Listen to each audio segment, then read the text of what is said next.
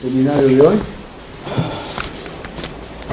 Seminario que tiene un gran valor para todos nosotros en la Universidad de Itela y en su momento miembro del Instituto de Itela, que define una trayectoria en la investigación social en la Argentina. Y en esa trayectoria hay algunas figuras que son centrales. Una de ellas es Darío Cantón. Darío Cantón es un poco lleva el peso de este trabajo que se ha presentado hoy día, ¿no? Con la colaboración indispensable de Jorge Ferrat, que tiene las mismas aficiones que Darío, y la colaboración de Luis Acosta, que no tiene esas aficiones, pero tiene una capacidad logística central, ¿no? Manejando la herramienta de la estadística. En todo caso, a lo que voy es que Darío forma parte de la primera generación sobre la cual se montó la experiencia de la investigación social en la Argentina a partir de la iniciativa de Gino Germani. Gino Germani, todo el mundo sabe, pero agrego por si se les traspapeló, es el que puso los cimientos de la sociología científica en Argentina. Y la palabra científica en Argentina a veces puede resultar un tanto, qué sé yo, grande. No quiere decir una sola cosa. Pensar con rigor lógico, ¿no? Y ofrecer evidencia empírica de cualquier cosa que uno diga. Eso se llama sociología científica en ese momento y sigue siendo hoy día. Y eso fue, ustedes tienen la bisagra respecto de qué, de una reflexión sociológica anterior que sin duda tenía insights interesantes, pero adolecía de falta de rigor lógico y le faltaba evidencia empírica en general. Bueno, Gino Germani colocó eso como algo así como las tablas de la ley.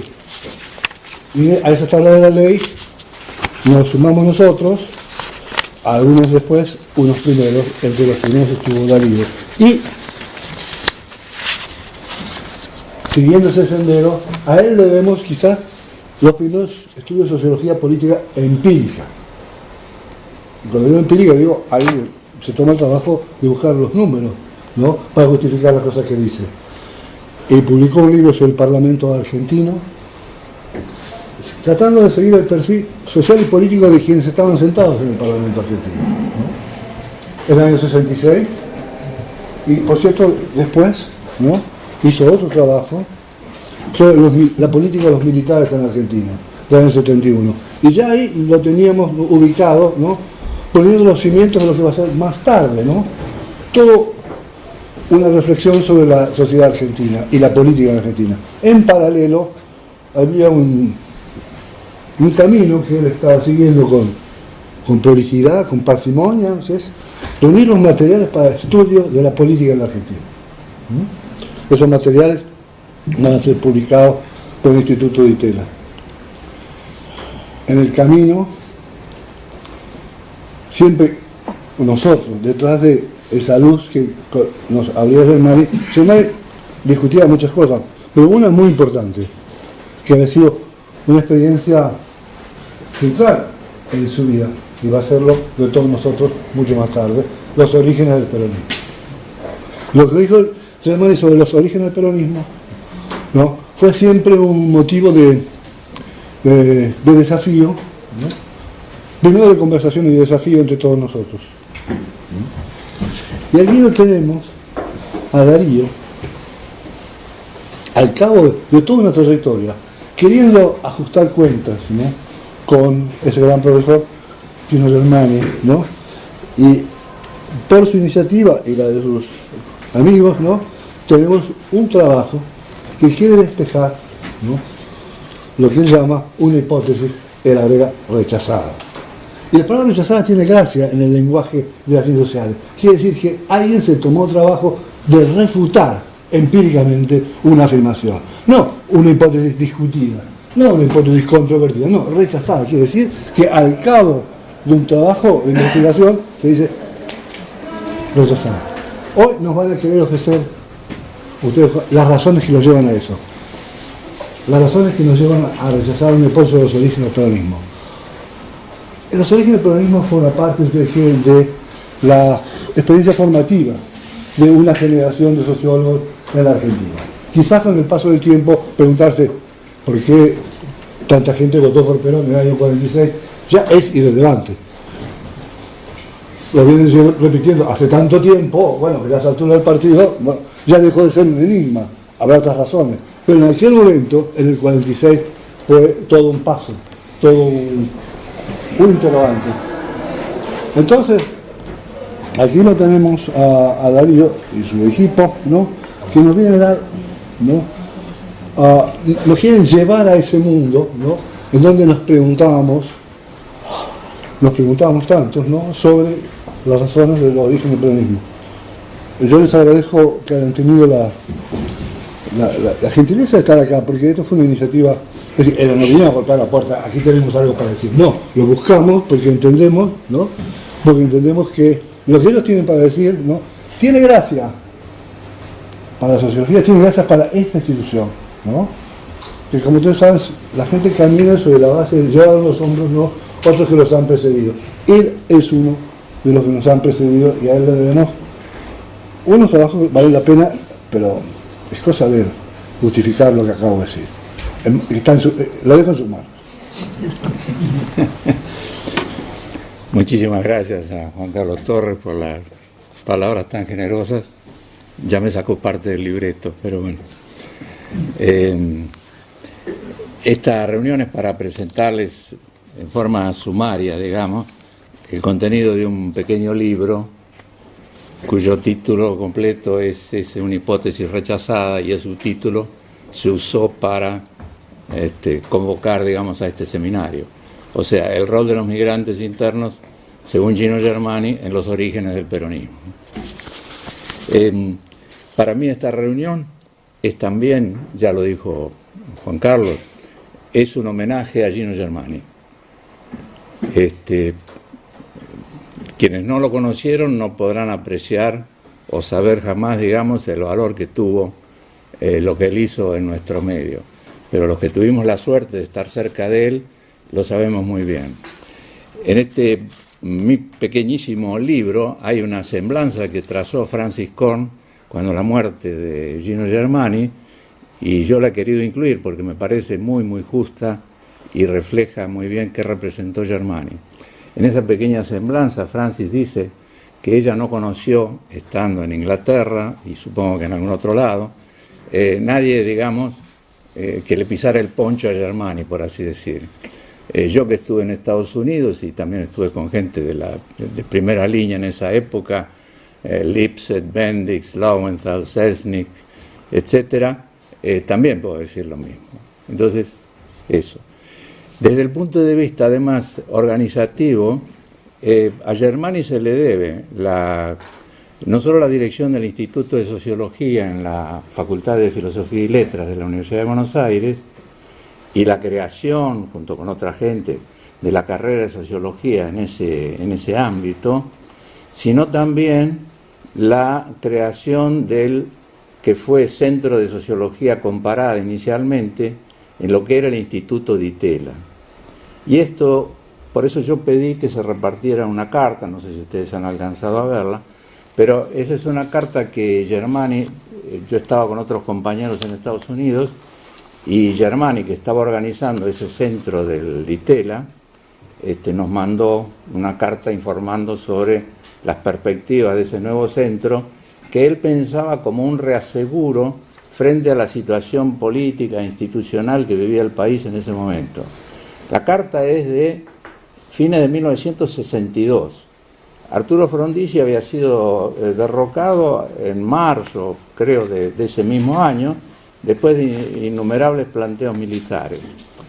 En ese ámbito convulso políticamente y académicamente también, a Germani se le ocurre la idea y consigue la complicidad de los hermanos Di Tella, Torcuato y Guido, y de Enrique Oteiza, que en ese entonces estaba al frente del instituto, para lograr que hubiera una institución que en el ámbito privado tuviera una mínima garantía mayor de funcionar que la de la universidad pública.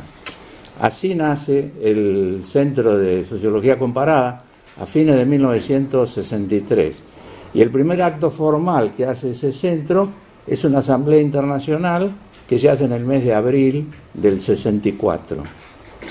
Bueno, entonces Germani es el padre tanto del Instituto de Sociología y la carrera en la Universidad Pública, y es también el padre, digamos, del centro que se formó acá en lo que era el Instituto de Itela, digamos, cuya continuidad es ahora la Universidad de Itela.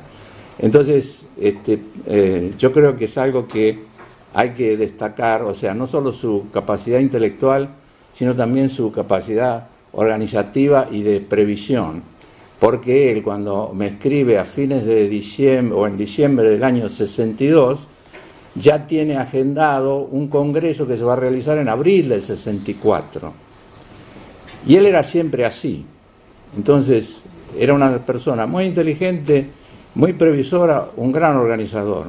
Y creo que todos los que anduvimos cerca de él le debemos muchísimo. Bueno, dicho esto, quiero decir por qué nos vamos a detener hoy en el tema de los pesos de los migrantes internos, digamos, en el triunfo del peronismo. Esta fue una tesis de Germani que pasó por 3 etapas, básicamente. La primera formulación es del año 1950. El peronismo había ganado en febrero de 1946. La primera formulación de él es de 1950. Ahí él señala, a partir de ciertos censos industriales, escolares, etcétera, que había habido una gran migración del campo a la ciudad, y asocia este hecho con el surgimiento, con el triunfo del peronismo.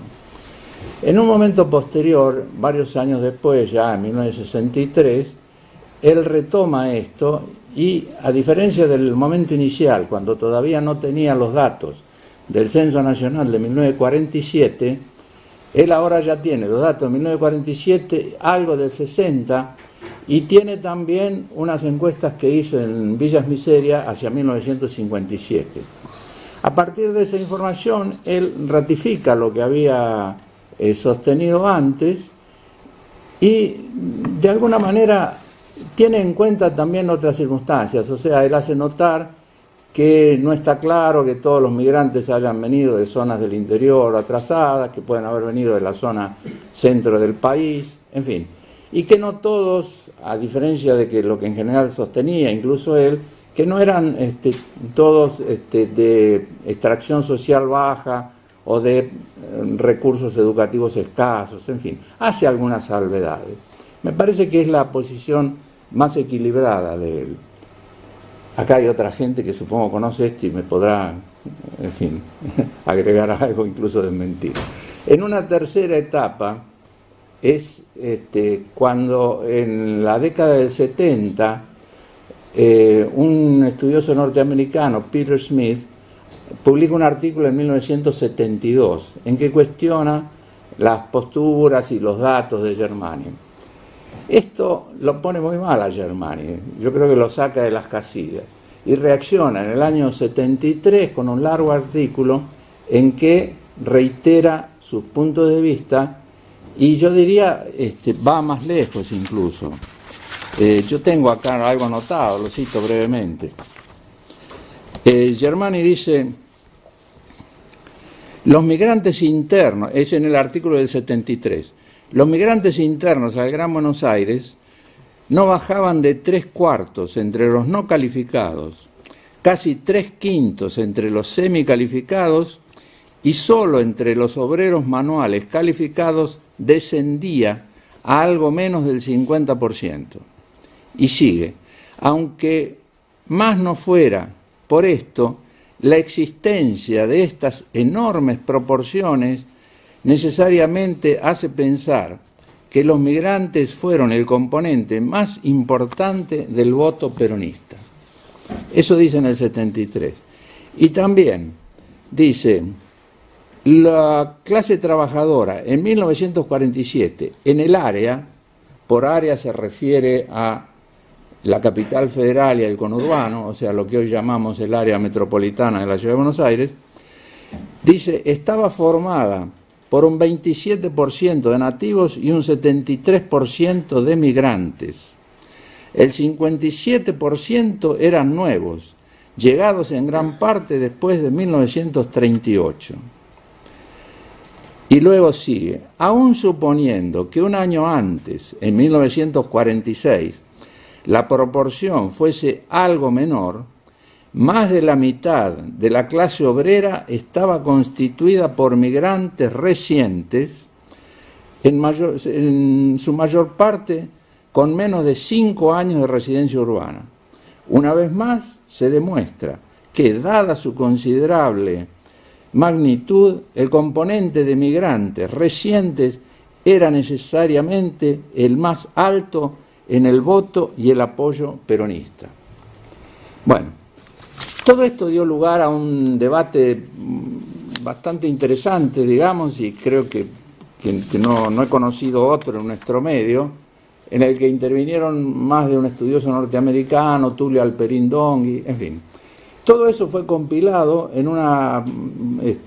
un libro por Manuel Moria Araujo en el año 80 con el título del voto peronista. Ahí está todo el material, digamos, de ese debate. Bueno, hasta aquí, digamos, lo que decía Germani.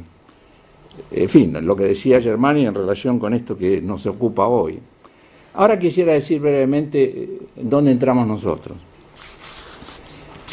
Empiezo por mí. Yo nunca creí lo que sostenía Germani. Lo hablé incluso con él. Por lo que yo había estudiado, yo tenía un proyecto que se llamaba La extensión de la participación política en la Argentina desde 1910. Ese era el proyecto que yo hacía. Entonces, por lo que trabajé con ese proyecto, por lo que yo había trabajado antes con el tema de los parlamentarios y todas las lecturas históricas, sobre todo vinculadas con el radicalismo, yo no compartía los supuestos de Germani en cuanto a las características de los migrantes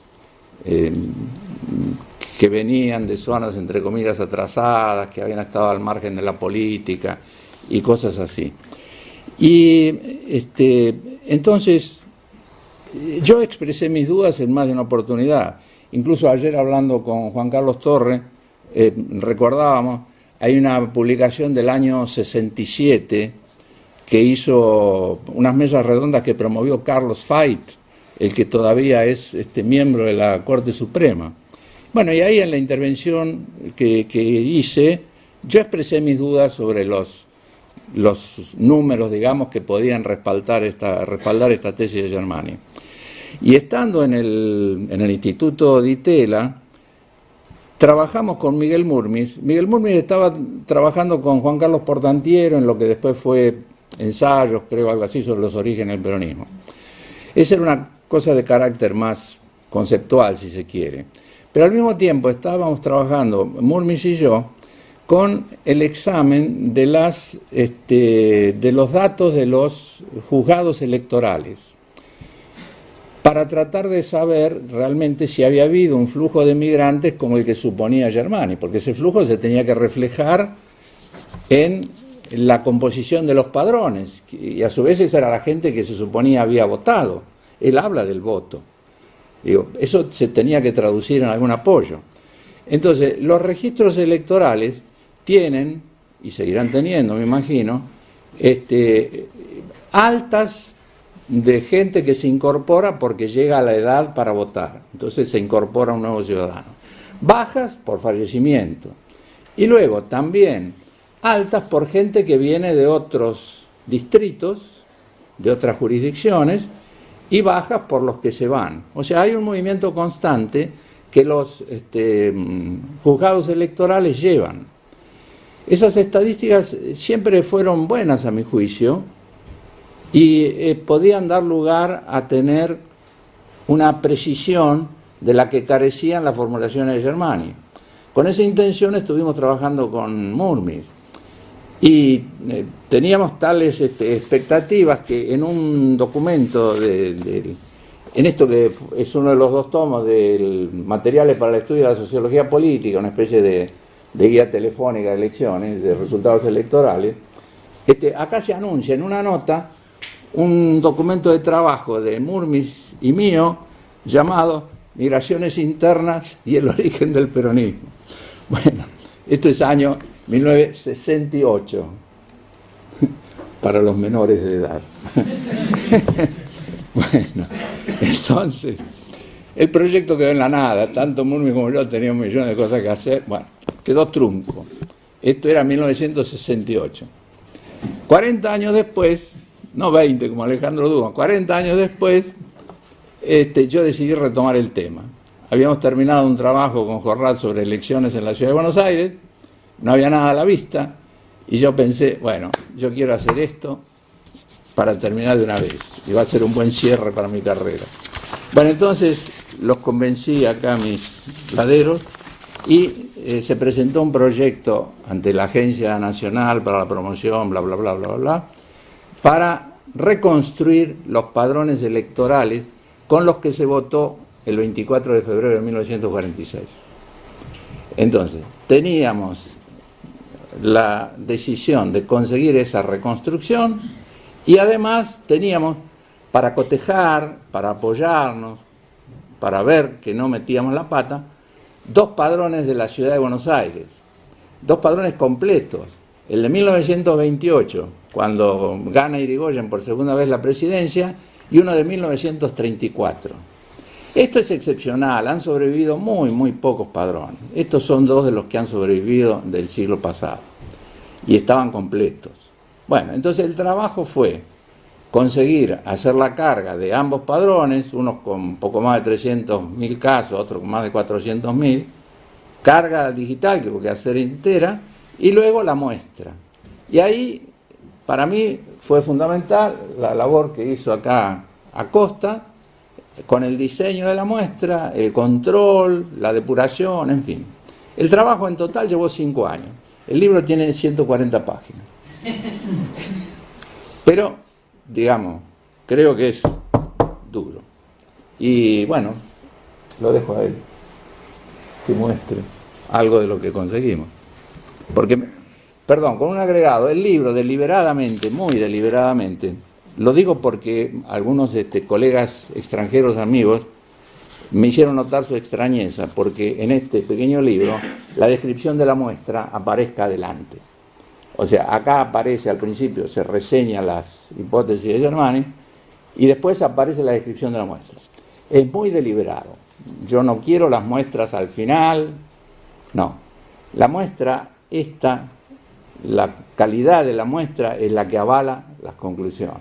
Entonces, para mí, tiene que ir adelante. Yo, lector de cualquier cosa de sociología, yo, antes de ver lo que me dice al final, etcétera, quiero ver qué datos, en qué se apoya esa persona para decirme todas las hermosas conclusiones.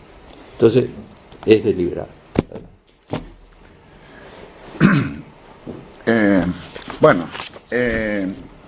Yo debo decirles que para hacer esta muestra en lo único que confié fue en la aleatoriedad. Esa cosa tan extraña que es bien difícil de definir, pero que, digamos, se ve que funciona porque todos los teoremas que yo tuve que aprender se basan precisamente en ese concepto, en la aleatoriedad. Digamos, uno la aplica y aparentemente las cosas funcionan. Bueno, estas son unas 4 o 5 slides, así que va a ser rápido para verlo. Digamos, yo empiezo diciendo, el primer párrafo plantea el objetivo, ¿no es cierto? O sea, lo que buscábamos era estimar la magnitud y la dirección de la asociación entre la migración interna y el voto por Perón en las elecciones presidenciales de 1946. Fíjense cómo está planteada la cosa, buscar la asociación, digamos, el tema de la interpretación ya va por otro lado, digamos, o sea, establecer si es que las cosas funcionan de la misma manera, digamos, o sea, el profesor Cantón le deben haber escuchado en algún momento, también habló de asociación en un cierto momento, digamos, refiriéndose al profesor Germani, digamos, y lo que estaba hablando eran cosas que estaban sucediendo y que asociaba, digamos, se sucedía en el mismo momento, asociaba y expresaba una conclusión. En el párrafo siguiente están aclarados que las unidades de análisis son las secciones y los municipios. Las secciones de la Ciudad de Buenos Aires, de la capital federal en ese momento, y los 17 municipios en el conurbano. Digamos, configuraciones territoriales que tienen sus complicaciones, digamos, cuando uno empieza a analizarlas, pero que al estar definida por la costumbre, de alguna manera es como que determinan los espacios donde uno se va a terminar moviendo. El tercer párrafo, digamos, lo propone el núcleo de la cuestión. Es decir, yo estoy viendo estas 20 secciones y estos 17 municipios y estoy midiendo en ellos, migrante por un lado, tengo el resultado electoral y lo que estoy es viendo si esos dos valores que yo estoy tomando están asociados desde el punto de vista de todos los estadísticos que están uniformemente aceptados dentro de la asamblea epistémica, digamos. De ahí en adelante, digamos, ¿qué hacemos con eso? Ya es otro problema. También está, en el cuarto renglón está aclarado qué es lo que entendemos por migrante interno, digamos, porque ahí es casi como que estamos invadiendo el espacio de los demógrafos y casi atreviéndonos a utilizar palabras que probablemente puedan tener un significado diferente para...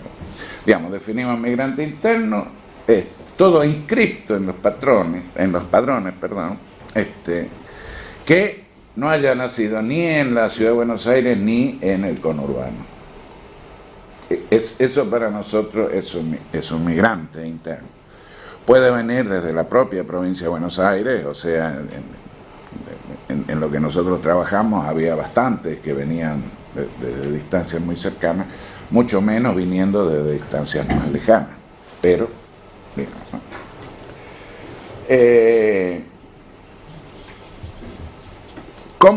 ¿cómo hicimos para tratar de conseguir los datos, digamos? Los contactos del profesor Cantón fueron importantes en ese sentido porque trabajamos con los archivos de la Cámara Nacional Electoral, donde con el número de la matrícula individual están las dichosas fichas C, que son las que registran una serie de cuestiones, digamos, de los individuos. En ese momento eran los varones los que digamos, el enrolamiento, ¿no es cierto?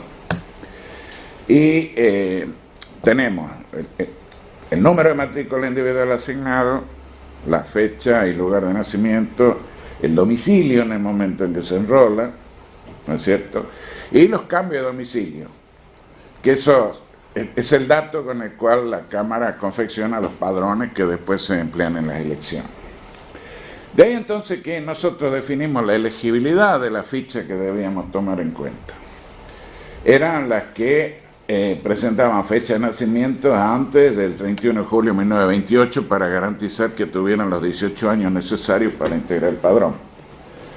Si la ficha correspondía a un individuo fallecido, que ese fallecimiento hubiese sido posterior a la fecha, digamos, a esa misma fecha, ¿no es cierto? Pensando que era obligatorio de que estuviera en el padrón. Y por último, que estuviera domiciliado en la capital federal o su conurbano. En este sentido también sirven de ayuda un montón de cosas, porque en el párrafo siguiente ustedes van a ver que conocíamos el dato que hasta 1946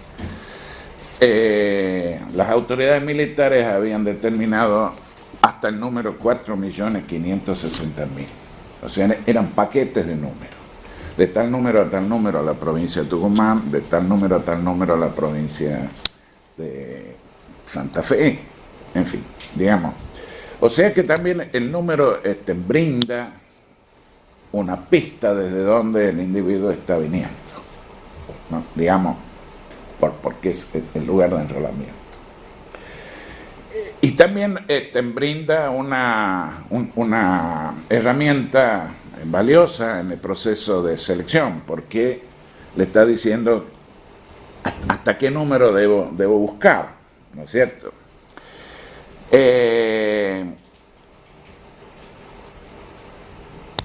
De hecho que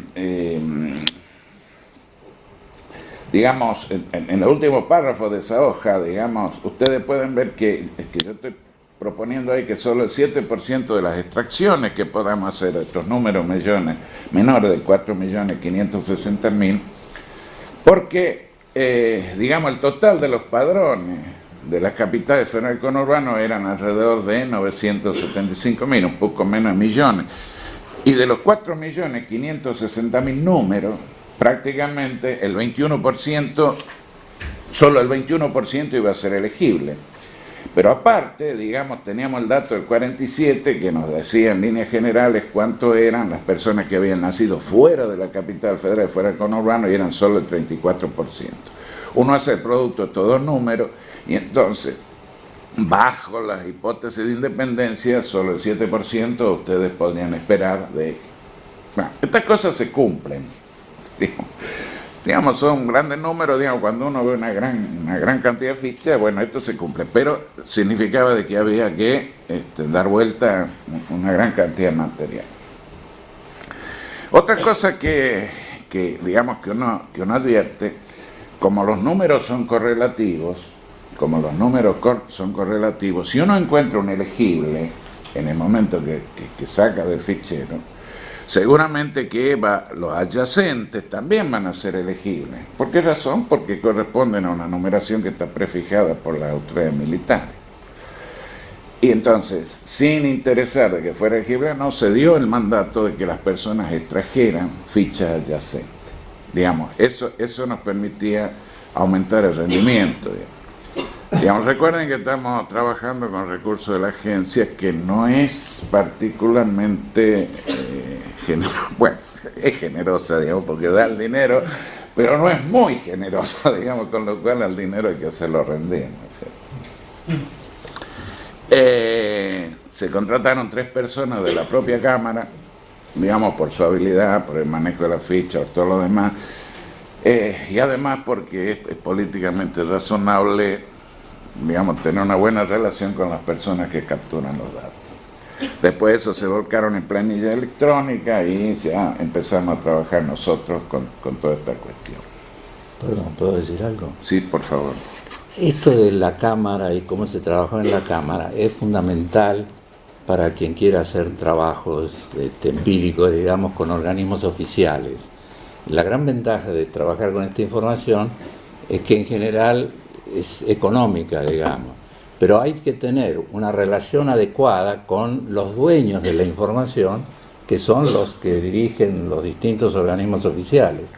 Esto no es fácil de conseguir, pero es muy importante poderlo lograr porque facilita enormemente las cosas. Yo había trabajado en la Cámara cuando estaba en el Instituto de Itela, 40 años antes, también haciendo una extracción de fichas, en 1965-66. Entonces, esto ayudó mucho y también el cambio que ha habido de aquella época a esta, ahora en algunos organismos oficiales que he tenido oportunidad de conocer, gente profesional, como no la había antes, y gente que además hace una carrera propia o aspira a hacer una carrera propia. Entonces, esos son buenos interlocutores para gente como ustedes que pueda tener interés en trabajar. Es vital, yo creo, para cierto tipo de cosas. Y tienen información muy, muy rica. Perdón. No, por favor. Bueno, ¿cómo manejamos esta cuestión? Fuimos armando tandas de 600 números aleatorios. O sea, a lo largo de un año se trajeron 30 muestras de tamaño 600. Digamos, esas muestras son independientes, sin reposición, digamos, garantizando de que uno cubriera el espectro. Pero lo fuimos dando en tramos de 600 porque nunca sabíamos hasta dónde iban a soportar los recursos. Y entonces los 600 iban cubriendo hasta los 4.560.000 en todas las oportunidades, digamos, como una manera de decir, bueno, hasta que se nos acaba el dinero, pero nosotros hemos cubierto todo el espacio de manera razonable. ¿Cómo validamos, digamos, la calidad de esas dos muestras? Casi 10.000 individuos en la capital federal y un poco más 13.000 en el conurbano. Bueno, comparando el tamaño de la muestra con el tamaño del padrón. Comparo el tamaño de la muestra con el tamaño del padrón. El tamaño del padrón es conocido, digamos, está especificado, digamos, en documentos oficiales. Y entonces ustedes ven esos dos diagramas que técnicamente se denominan diagramas de dispersión. En el eje de las Y está el tamaño de la muestra recopilada, en el eje de las X el tamaño del padrón correspondiente. Y cada uno de esos círculos está representando o una sección o un municipio, ¿no es cierto?, en la intersección de los valores de muestra y padrón. Cuando uno ajusta una regresión, o sea, una recta a esos datos, el coeficiente de correlación es significativo y prácticamente próximo a 1, que es el sueño, digamos, de la estadística. Y eso, digamos, aparte, hay una cuestión. Si yo tengo extraídas, ¿no es cierto?, 9.943 fichas desde el padrón, y el total del padrón es, bueno, lo que fuere, no me acuerdo exactamente. 325.000. Exactamente. El cociente ese tiene que ser igual a la pendiente de esa recta, o muy parecido. Y eso es lo que resultó. Digamos, cuando nosotros obtuvimos esto, sentimos de que habíamos conseguido una buena muestra. El secreto es muy simple. La aleatoriedad en la selección, el tamaño de muestra lo más grande posible y, digamos, esa decisión de incorporar los adyacentes, que es lo que nos permitió ampliar más allá, digamos, de los que significaban los recursos específicos. Digamos, con esto cubrimos el principal problema que se tiene en el caso de la selección de las muestras aleatorias y que es la inexistencia de un listado. Digamos, alguna vez deben haber tomado un curso de estadística, alguna vez deben haber tomado una parte de muestreo de ese curso y le deben haber hecho una muestra aleatoria que requiere básicamente una lista. La lista no, por lo general no existe. Entonces, en las muestras, ¿qué es lo que se requiere? Una habilidad para poder inventar procedimientos que aleatoricen el elemento que uno extrae para observar. En esta oportunidad lo pudimos hacer, digamos, y gracias a toda la información previa que existía, digamos, porque también pretender obtener una muestra de un mundo desconocido es difícil, digamos. Bueno, ahí como curiosidad, digamos, ahí están, bueno, los dos cuadros, ahí ven los 9.943 y los 13.117 fichas distribuidas por el lugar de enrolamiento y por el lugar de nacimiento. Digamos, para nosotros, los migrantes internos son aquellos individuos que nacieron en el interior, o sea, los 1.701 individuos respecto a los 9.943. Y lo mismo, los 1.946 respecto a los 13.117 es lo que daría, en nuestro caso, la tasa de migración interna. Digamos, la asociación a la que hace referencia el título de este libro, digamos, está en el cuadro 16 de este texto, junto con varias otras correlaciones que están marcadas. Pero los migrantes internos y su asociación, digamos, con el voto por Perón, es solo uno de estos renglones. Todas estas cuestiones también fueron analizadas y forman parte, digamos, de este texto. Como curiosidad, digamos, y si tienen ganas de mirar, digamos, las 20 secciones son más o menos cubren las secciones actuales, digamos. Ahora hay algún poquito de disturbancia, digamos, que se observa como consecuencia de esta definición de comunas, pero más o menos el esquema es el mismo.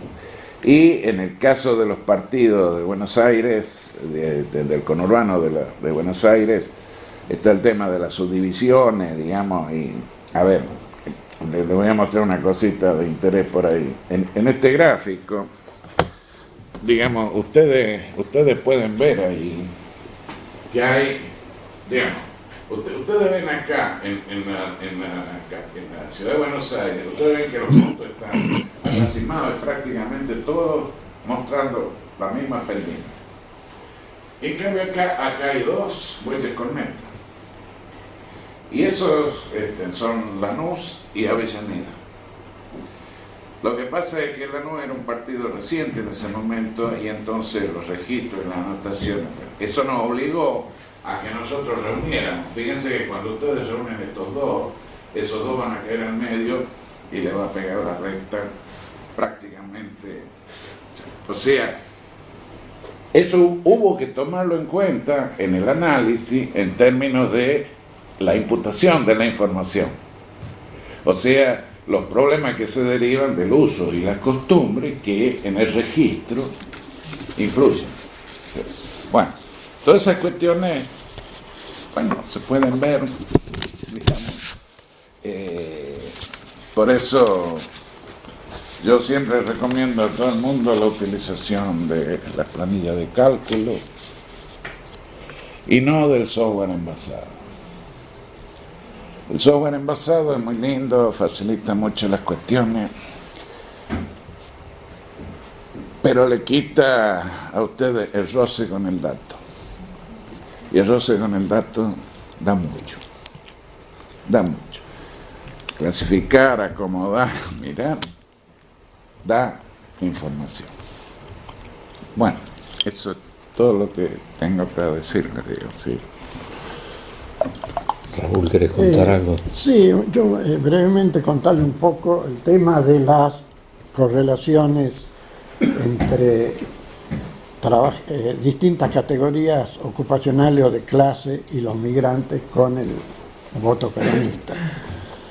Como fue una situación prácticamente dicotómica, todo lo que sea positivo, asociación o correlación positiva con peronismo significa negativa con la Unión Democrática. Para el caso de Capital, se repiten las cosas conocidas de el supuesto apoyo manual al peronismo. ¿Por qué digo supuesto apoyo? Porque estamos hablando de correlaciones ecológicas. ¿Qué significa esta cosa de correlaciones ecológicas?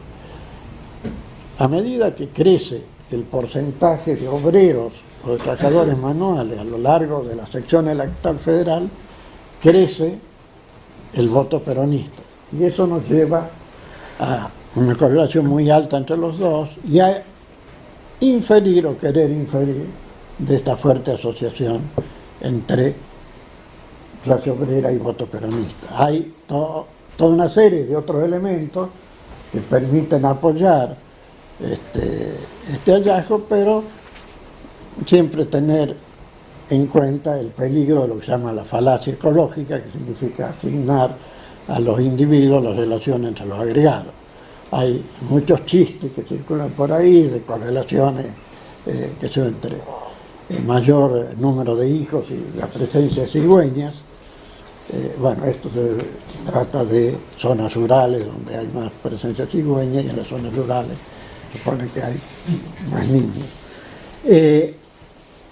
Pero hay dos cuestiones que quería ver acá. Una, que hasta este momento yo no la había manejado, que era ver las correlaciones con migrantes. En Capital Federal, distinto de lo que crea Germania, hay una correlación positiva, significativa, de no migrantes con el voto peronista y una correlación negativa, significativa, con migrantes, bien digo. O sea que los migrantes, si nos centramos en las correlaciones para agregados, las correlaciones con migrantes son negativas. Cuando a los manuales los dividimos en manuales no migrantes y migrantes, ambos tienen una presencia positiva, significativa, un poco más los no migrantes. O sea, sigue siendo la clase, no el hecho de ser migrante, lo que hay que lo atendible. Y esto para la capital. Con respecto al conurbano, hay una pequeña sorpresa para mí en lo que hace a las correlaciones. Luego voy a hacer una referencia a las migraciones. No anda por acá presente Manolo para pedirle disculpas, porque yo hace muchos años escribí una nota crítica en desarrollo económico donde Manolo ponía el énfasis en el apoyo de los obreros al peronismo, más que nada en las zonas urbanas o en las zonas menos urbanas, digamos, más rurales. Bueno, acá en el conurbano desaparece, en esta versión del conurbano, desaparece la correlación positiva entre presencia de manuales y voto peronista. Eso no ocurre en las regresiones. Será cuestión de ver qué es lo que está pasando. Y los migrantes y no migrantes no tienen en el conurbano ninguna relación con el voto peronista. Entonces, en capital hay una correlación negativa de los migrantes con el voto peronista, mientras que en el conurbano no la hay. No voy a mencionar el AMBA porque es una mezcla de estos dos resultados.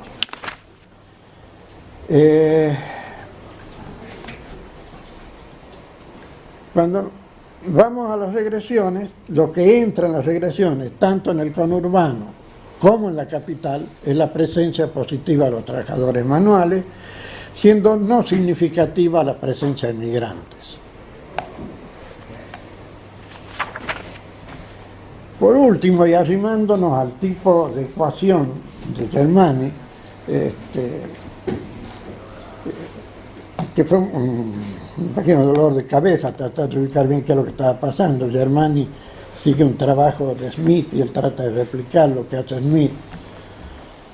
Después descubrí que por simplicidad de presentación, Germani había eliminado... Bueno, alguien que esté más o menos familiarizado con regresión, hay algo que se llama la constante, no la había puesto por simplificar la presentación. Yo tenía miedo que hubiera corrido la regresión sin la constante, lo que sería una cosa muy rara. Bueno, pero yendo a la regresión por pasos, la regresión por pasos, de acuerdo a cierto criterio, toma una variable dependiente, que es el voto peronista, y la propia máquina va seleccionando las variables relevantes, lo que contribuye a nuestra pereza intelectual, porque no somos nosotros los que tenemos que pensar qué variables es relevante, sino que de acuerdo a cierto criterio la máquina la va seleccionando. Y como es habitual, es la presencia de los trabajadores manuales, tanto en capital como en el conurbano, que es seleccionado en la ecuación de regresión por pasos. No sé si tengo...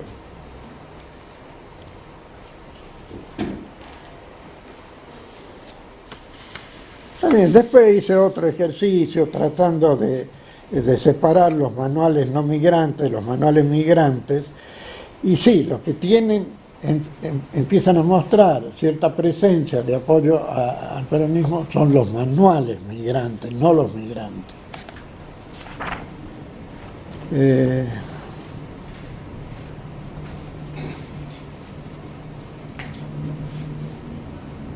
Finalmente, en la otra regresión por paso, donde ya tomamos en cuenta los manuales no migrantes, manuales migrantes y no migrantes son los no migrantes los que entran, los manuales no migrantes los que entran en la regresión. Además de la presencia negativa de lo que sería un sector alto como empresarios y profesionales. Entonces, es la composición de clase, no el carácter del migrante, de acuerdo a estos ejercicios, lo que estaría dando cuenta del voto peronista en el 46. Después hay unas estimaciones realizadas con un cierto... los que están familiarizados con el uso de la encuesta hoy en día, la ventaja de la encuesta, supongamos que ustedes tienen variables dicotómicas, clase obrera y clase media, digamos, involucrando todo el resto, versus votos peronistas y no peronistas. Tenemos los marginales, el total de clase obrera, el total de clase media, el total de votos peronistas y de no votos peronistas en una encuesta. Y además tenemos las celdas interiores, de cuántos obreros votaron peronismo o otro partido. En estos trabajos no, o sea, lo que nosotros tenemos son solo los marginales de los cuadros, o sea, tenemos el total de clase obrera, el total de clase media, afuera el total de votos peronistas, el total de votos de otros partidos, y vacía las celdas interiores. Entonces se han diseñado más de un método y más de una discusión sobre cómo proceder a llenar esa celda.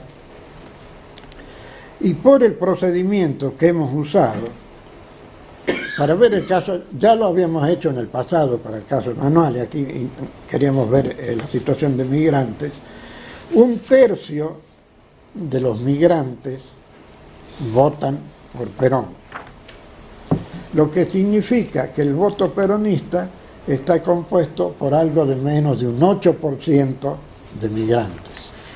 O sea, visto como total del 100% de los migrantes, 1/3, un 33%, vota por Perón.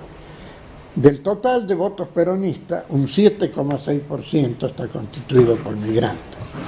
Estas no son, primero son estimaciones, que no son estimaciones puntuales, yo lo estoy poniendo como si fuesen estimaciones puntuales, que es como en cualquier encuesta, ¿no? Que se pone como si fuese una estimación puntual, cuando en realidad no lo son. Termine ya sea por todos los grandes números que estuvieron manejando Luis y Darío, o por estas correlaciones, regresiones o estimaciones de las celdas de un cuadro de doble entrada, no aparece por ningún lado la relevancia de los migrantes. No estamos hablando de migrantes, aclaramos que trata de migrantes internos. En la ecuación de Germani hay que reconocer, él pone muchas. En la única que no le daba bien migrantes era en lo que llamamos el AMBA. Pero él lo atribuía a defecto de la información con la que él contaba, porque él no podía separar las migraciones internas entre conurbano y capital. Y es cierto, con los datos agregados que él estaba manejando no lo podía hacer.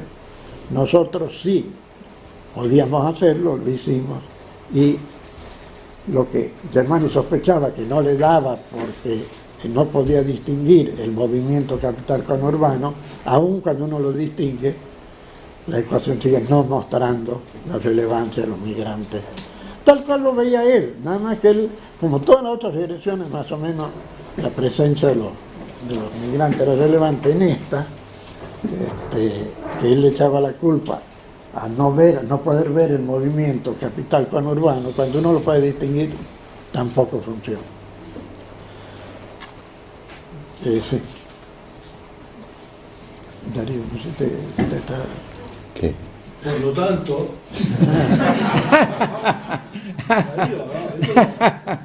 No, bueno, agrego 3 o 4 mini cosas.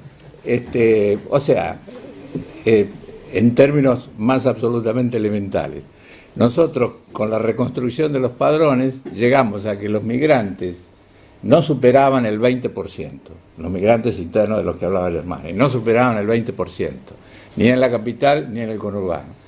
En segundo lugar, no venían de donde creía Germani, o sea, supuestamente zonas más atrasadas. No eran cabecitas negras. No, eran de la zona centro y predominantemente de la provincia de Buenos Aires. En tercer lugar, no tenían las características que les atribuyó Germani. No eran de menor nivel educativo que los no migrantes, ni tampoco de menor nivel de ocupación. O sea, ni eran tantos, ni venían de donde creían, ni tenían las características que les atribuyó. Y por último, según creemos haber visto, tampoco votaron como él suponía, porque él, por las citas que yo hice antes, él pensaba que esa gran masa de migrantes fue decisiva para el triunfo peronista. Bueno, colorín colorado, pero me interesa mucho lo que tengo para decir. Gente que, digamos, pueda haber andado por estas áreas y, en fin. Bueno, los que no anduvieron también. Sí, por supuesto, ¿no? O que puedan haber, o que tengan algo para preguntar. Perdón, hago una aclaración que me parece importante. Todo el material del que nos hemos valido, o sea, los padrones del 28 y del 34 en la capital, la muestra íntegra, con todas las imágenes que se tomaron de las fichas, y además la clave de los números de matrícula que corresponden a distintas zonas del país, están en la biblioteca de la universidad, para uso de quien quiera. Están acá. No, pero también están acá. Están acá. Están acá, sí, están acá. O sea que en la biblioteca, el que tenga curiosidad, interés o lo que sea, toda la carga de los padrones está, y están todas las imágenes a partir de las cuales se hizo la carga. Y en el caso de la muestra, también. Y además está la clave para acceder a las zonas. O sea, ya no existe más el servicio militar, y no sé qué pasará con los números de matrícula que se asignan ahora. Pero en otra época, el país estaba dividido en unos 50 distritos militares, y cada distrito militar tenía cierto número de matrícula que se le asignaba.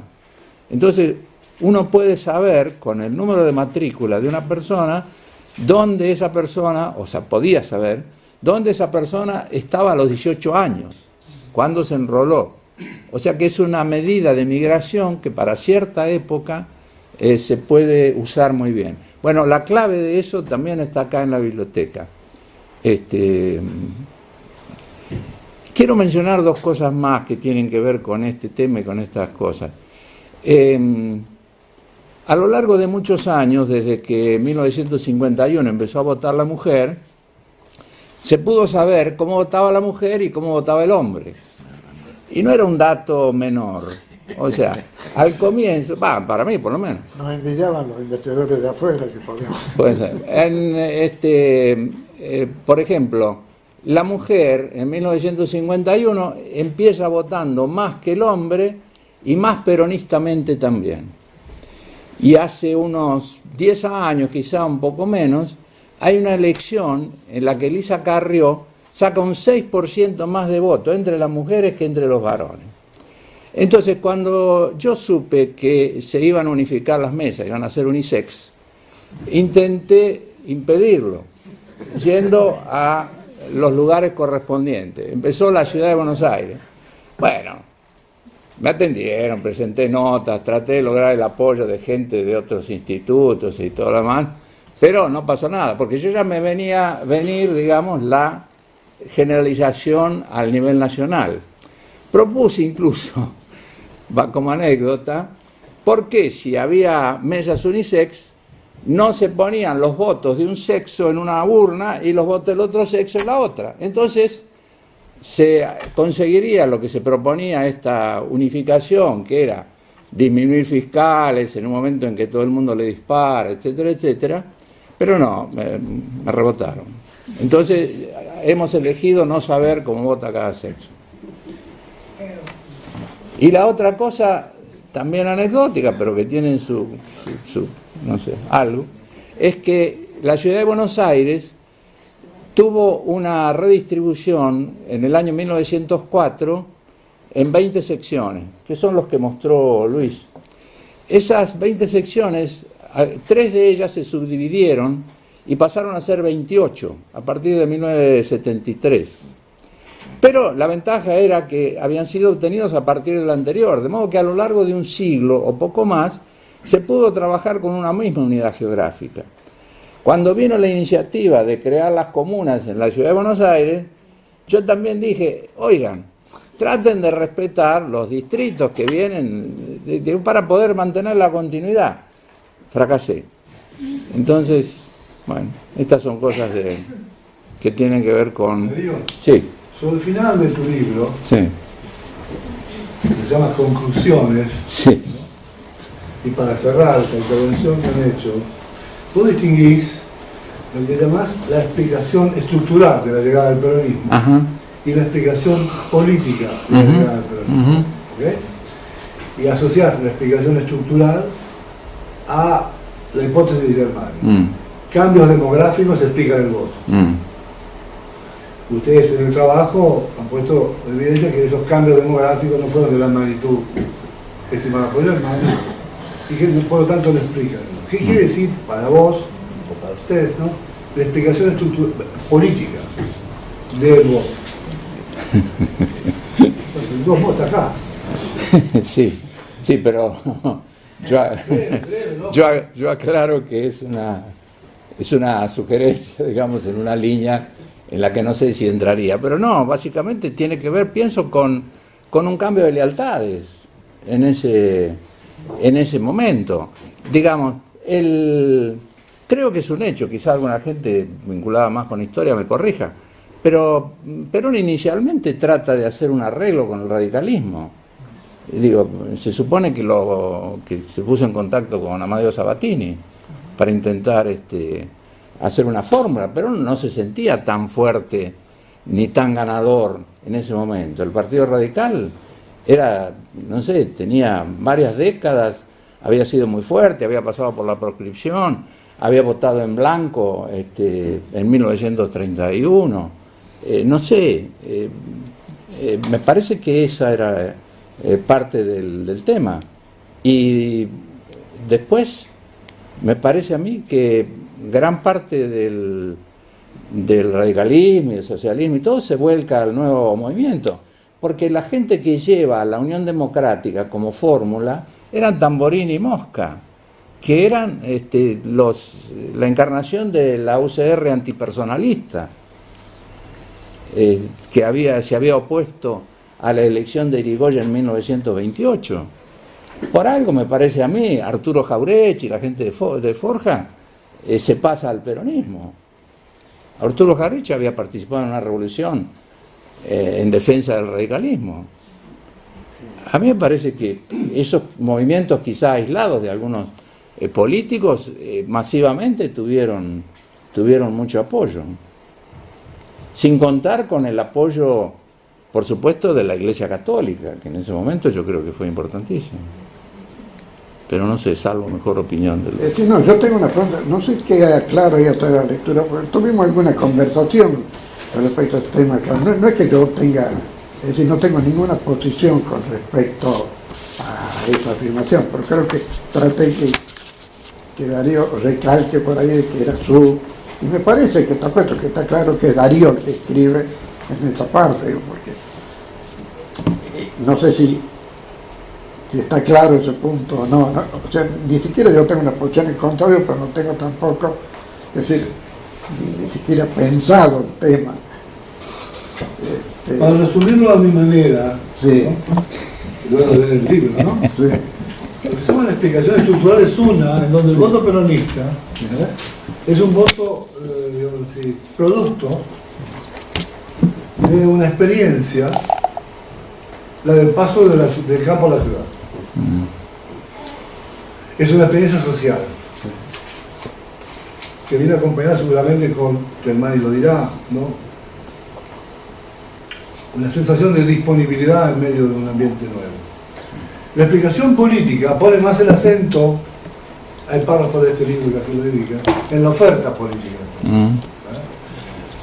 Digamos, la explicación de Germani dice, la gente no podía sino, vista su experiencia vital, votar por Perón. Y soslaya, ¿no?, en otra dimensión que está en este libro, es que la oferta política de Perón, pues se llama la explicación política, ¿no?, vis-a-vis el esgrimiento del sistema político, ¿no?, quizás es más importante. Eso es lo que está en el libro. Y yo quería que eso se saltara ahí, buscar las cosas de un lado, cuando se descarta cuando vía el análisis minucioso desaparece el elemento migrante, desaparece la clave psicosocial, ¿no?, que está detrás de la hipótesis del hermano. Y habría que repasarla por otra. En este libro se sugiere, no se desarrolla, ¿no?, que hay otra explicación, se llama enclave política. Sí, algo así. ¿Sí? ¿Interpreto? Interpreta muy bien, profesor. Es un buen cierre. Llegamos a este punto, queda alguna intervención, ¿no? Como ven, son dos señores que se han metido en una cueva, como los mineros, ¿no? Y con una lámpara, han estado iluminando, y cuando salen encuentran el camino que hicieron para salir. Y cuando salen, uno se queda un poco linguanti, como digamos, ¿no? O sea, desarrolle más el argumento. Por eso yo le pedí a Darío que extrajera alguna conjetura más general, ¿no? Es un muy buen maestro de ceremonias el que tienen acá en la universidad. Perdón, paso un aviso. El libro solo se consigue en librerías Hernández, Corrientes al 1400. O sea, no es una edición que tenga difusión generalizada. La librería de fondo. ¿Por qué la librería? ¿Quién lo editó? ¿Fondo de Cultura? No, Hernández. Corrientes, Hernández, no. Corrientes 1436. Y al 1300 también. Al módico precio de 140. Una pregunta me quedó flotando. Sí, cómo no. Me dejó intrigado. La cantidad de migrantes externos de ese trabajo de ustedes. ¿Usted se refiere a los naturalizados? Sí. Y eran, creo, un 10%. Ahí está, de exterior. Sí, son un 10% más o menos. Efectivamente, es casi como Un 10%. tercera parte del interior. Un 10% del electorado. Sí, la mitad de los que son del interior. Sí, sí, a mí me En su gran mayoría. En esa época. Hoy, no sé, pero en aquella época. Y hoy no sabemos. Hay una. Muy pequeño. Lo interesante de esto, viene bien la pregunta, lo interesante de esto es que la mayoría de esos extranjeros naturalizados, o sea, o argentinos naturalizados, para ser correcto, eran, bueno, por supuesto españoles e italianos, pero además eran los más viejos de la muestra. O sea, hay gente que se debe haber incorporado a partir de la ley Peña o algo así. Y no sé si tendrá que ver con algunos debates que hubo en esa época. Yo en algún lado he citado a los socialistas, Dickmann y eso, acerca de quiénes eran los que naturalizaban a los ciudadanos extranjeros. Porque en la época del 46, lo digo por mi padre, no era fácil ser, digamos, naturalizado argentino. Era muy complicado en aquellos años. Es posible, es posible. No, eran... ¿Desde cuándo votan los naturalizados? Desde el momento que se los naturalizan. ¿No? Yo entiendo que sí, no sé si hay un plazo, digamos que... No es extranjero que vota, es naturalizado, toma la ciudadanía argentina. Naturalizarlo creo que tarda bastante, ¿no? No sé si hay un plazo, digamos, que supongamos que alguien se naturaliza hoy y que se lo habilita a votar dentro de 2 años, ¿eso dirías, Francis? Pero eso... Sí, que había hasta ciertos momentos no podían votar. No tengo... Despejado. No sé. No, es que por eso me... No, es intrigante, pero... Sí, a ver. Tenemos hoy migrante interno. Hacemos otra reunión para migrante externo. Hay un dato muy interesante sobre la ciudad de Buenos Aires, que un chico que trabaja conmigo tiene la información. O sea, la ciudad de Buenos Aires tiene también cierto número de extranjeros que pueden votar. Es otro padrón. Es otro padrón. Pero quiero decir, No es el padrón. permite, lo sé, pero permite hacer estudios, digamos, porque no es gente naturalizada, es gente extranjera que mantiene su nacionalidad, pero a la que se le permite votar. Sí, correcto, elecciones municipales. Entonces, No, me gustaría, profesor, que hiciera alguna referencia a la carta que no sé cómo la leer. Bueno, la bueno, carta... perdón, salimos del tema rápido. Después volvemos. Para contar un poco de esto de los migrantes internos. Después volvemos, porque ese es el cierre que importa. Sí. Mi pregunta tenía que ver si han investigado si hubo apoyo de los trabajadores calificados y de los empleados de comercio y oficinas al peronismo, tanto como los trabajadores manuales, por un lado, y si han podido desagregar tal vez los grupos de edad de los trabajadores que apoyaron. Sí, todo eso se hizo. Le puedo cantar, no hay diferencia en el caso de la capital federal, donde se dan las correlaciones simples más importantes. Todos los trabajadores manuales son altamente calificados, semicalificados, oficios cuenta propia, son todos altamente significativos. Empleados son negativos significativos, los técnicos negativos significativos, los comerciantes no. Y los empresarios profesionales sí, lo más fuerte. Pero el comerciante negativo, no significativo, pero sí, negativo. Sí, negativo, no significativo. Eso en correlaciones simples para capital federal. En el conurbano no pasa nada con nadie, salvo que los oficios tipo cuenta propia tenderían a mostrar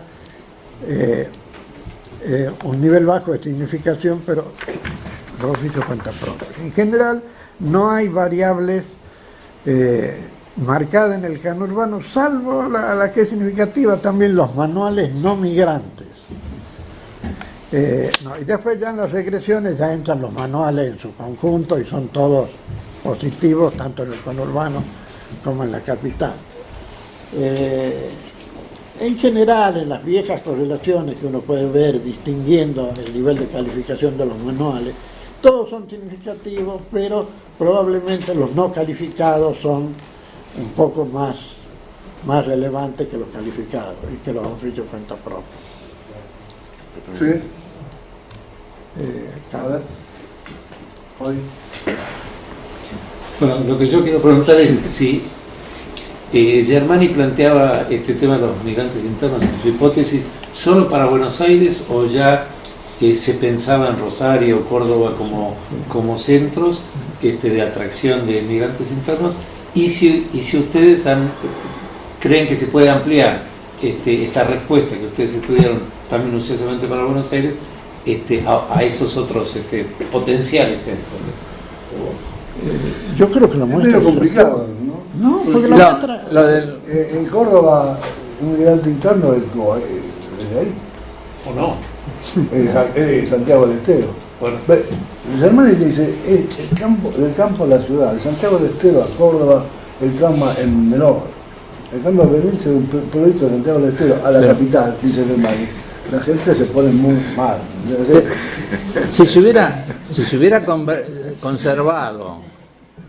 conservado documentación como la que nosotros hemos tenido, seguro que se puede usar, o seguro que se podrá estudiar en Rosario o en Córdoba o lo que sea. Pero no lo sé. Sí lo incluye, porque él incluye distintas regresiones, y en una ciudad de 50.000 y más ciudades que no se está incluyendo todos los sectores urbanos del país, las distintas ecuaciones de regresión. Pero por eso que está manejando. que se puede extrapolar esta conclusión de Buenos Aires a otros migrantes, a otros. No sabemos. Eso se adivina. Claro. A ver, aquí tengo un amigo. Una cosa en Germani es migrante y no migrante, y otra vez es vieja y nueva clase obrera. El trabajo como el del profesor Torres se encargaron de demostrar. ¿Dice algo su libro, sin haberlo leído, sobre vieja y nueva clase obrera, o sindicalizaciones por cortes, o ese tipo de datos? Bueno, no sé cómo haríamos para distinguir en este nivel lo que es una vieja y una nueva clase obrera, ¿no? Dentro de la alimentación de lo que sí hay por grupos de edad que tendría que leer, no me acuerdo qué. Pero no, por ejemplo, ¿cómo haríamos para aproximarnos en estos casos? No veo la forma yo de... No, habría que tomar por grupo de edad y ver, pero no. Algo hemos hecho con edad, pero no tengo presente ahora, pero no para ese nivel de... Sí, no, era solo para grupos de edad. No. Aquí el amigo Carlos. Primero un comentario personal para felicitarlos por la perseverancia y por vincular el origen de estas cosas, estas ciencias, Germani para acá con el presente. Acá tenemos estudiantes de posgrado en la ITEL, así que con un poquito de suerte habrá alguna tesis de maestría o de doctorado que continúe el trabajo de Germani y de ustedes en estas cuestiones, ¿no? En grandes cambios que ha tenido la Argentina y las ciencias sociales, ustedes han estado muy enfocados en el tema, haciendo aportes muy interesantes, y este sorpresivo, inesperado por lo menos para mí, de volver al tema, decía Darío, 40 años más tarde, ¿no? Y nada más y nada menos que para refutarlo a Germani. La pregunta específica de todos ustedes presentaron, y que a mí me parece muy interesante, es cuál es la evidencia, si es especulación o es evidencia, y en caso de que sea evidencia, cuál es la evidencia de uno de los puntos que usted planteó en la cadena causal, que es que los migrantes eran pocos, dijo, que eran menos, eran más educados de lo que se esperaba y que no votaron por el terrorismo. La parte del medio de esto, que eran migrantes de mayor nivel educativo, económico, etcétera. ¿Cuál es la evidencia que tenemos? ¿Es evidencia del censo? ¿Es evidencia de la muestra? Todo surge de la muestra. ¿Qué indicadores y qué dice sobre quiénes eran los migrantes? ¿Indicadores de educación? ¿Qué es lo que...? Bueno, el indicador, ahí en educación estamos, digamos, más rengos, en el sentido de que lo que hemos podido nosotros distinguir es que los migrantes que eran o profesionales o que tenían alguna calificación que nos permitía distinguir niveles, supongamos que eran técnicos, la ocupación, que eran técnicos, maestros, docentes. Nos hemos apoyado en eso para llegar a ese tipo de señalamiento. Eran por lo menos iguales que los no migrantes, por lo menos iguales que los no migrantes. Están los cuadros acá, en ese sentido. Ese era un tema, el de la educación. ¿Y cuál era el otro? No. El otro era el comentario más personal, pero este tema, por lo menos me parece que en el imaginario ha quedado la idea de él, migrante muy pobre, muy marginal. No, claro. Que incorpora a los márgenes del conurbano. No, creo que no es así. Además, las encuestas de Germani, que de algún modo apoyan ese supuesto que él hace con respecto a los votantes de 1946, son de Villa Miseria de 1957. O sea que está muy desfasado con respecto al momento inicial. El apoyo, creo, para sustentar esto de la menor nivel educativo y de ocupación, yo no encuentro que tenga. Y los datos que nosotros ofrecemos son de la muestra que corresponde a ese momento de los empadronados que votan. Ese es el tema.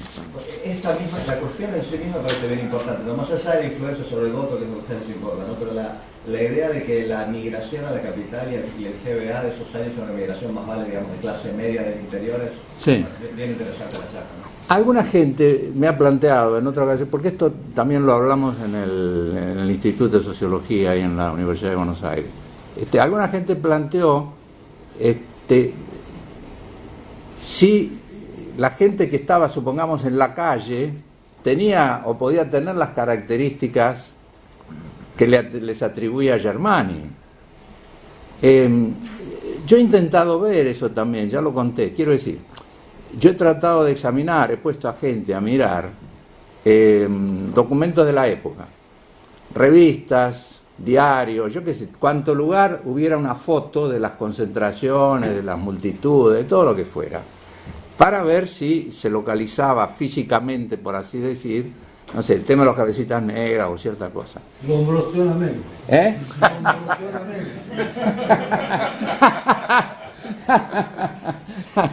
Muy bien. Te voy a llevar siempre a los lugares a los que vayas, Juan Carlos.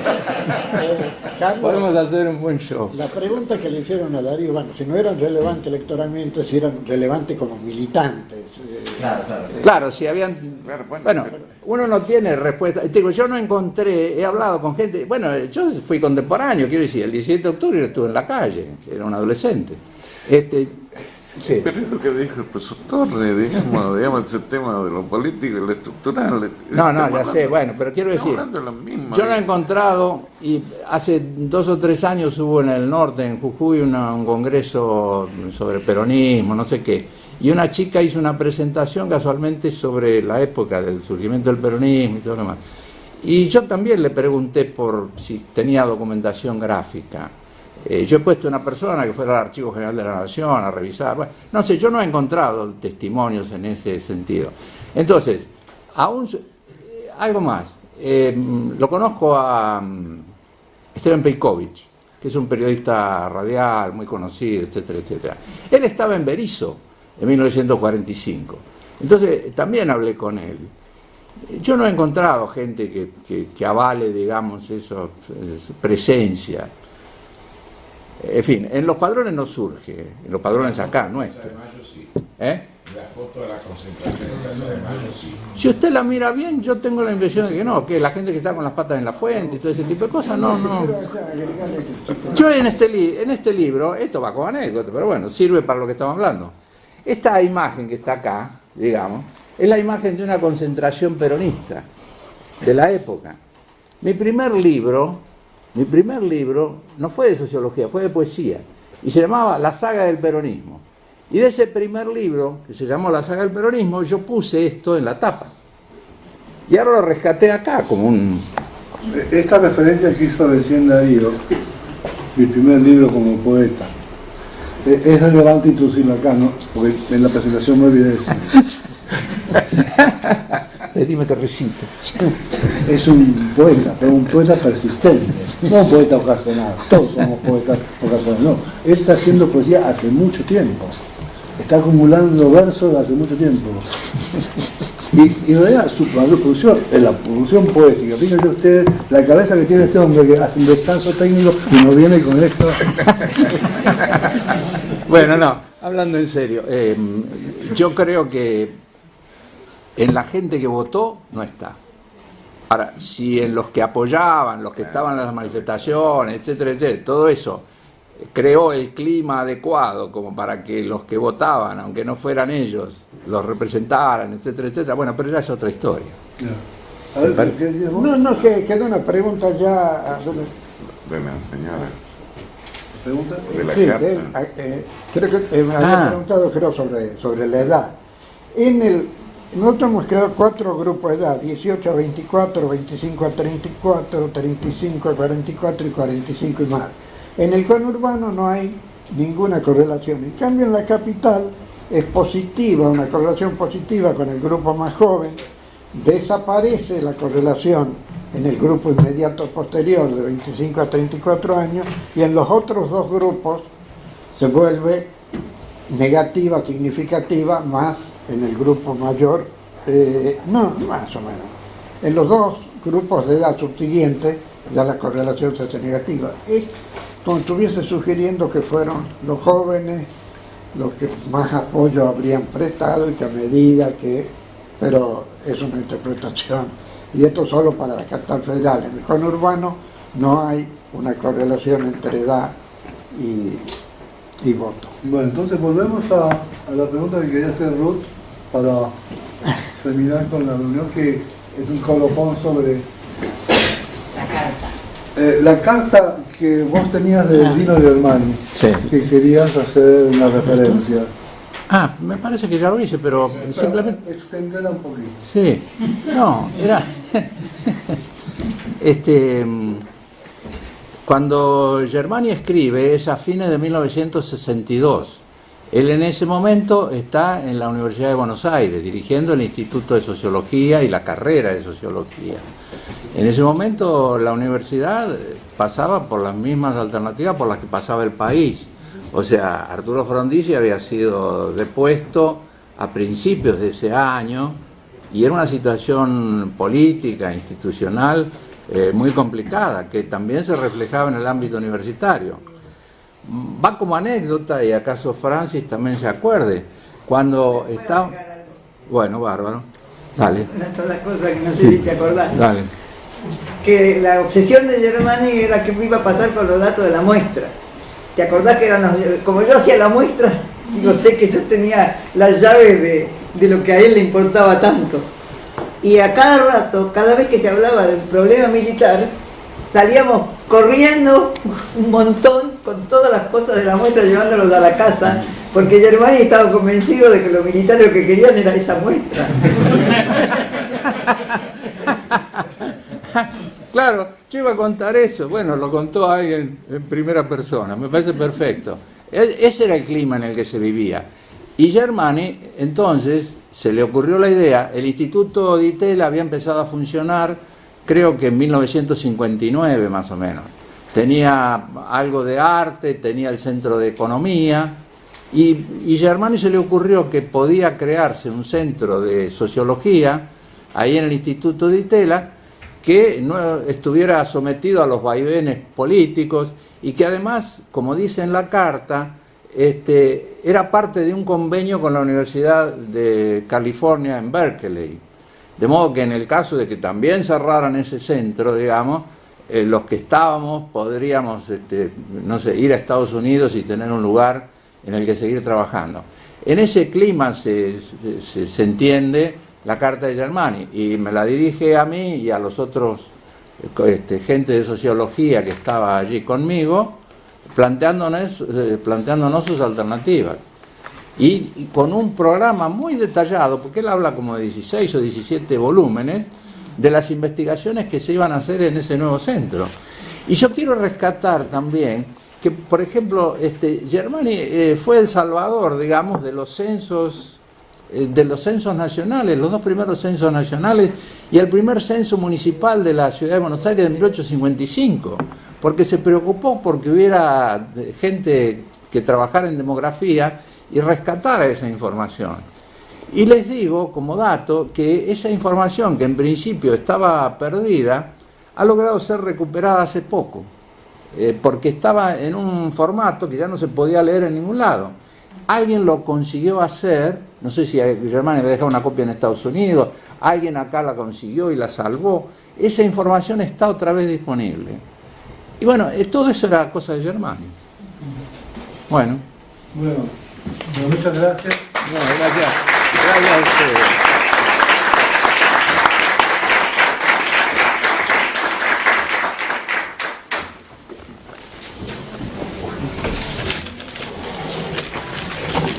Uy, perdón, ¿pide qué cosa? Ay, ¿Micrófono? No. no.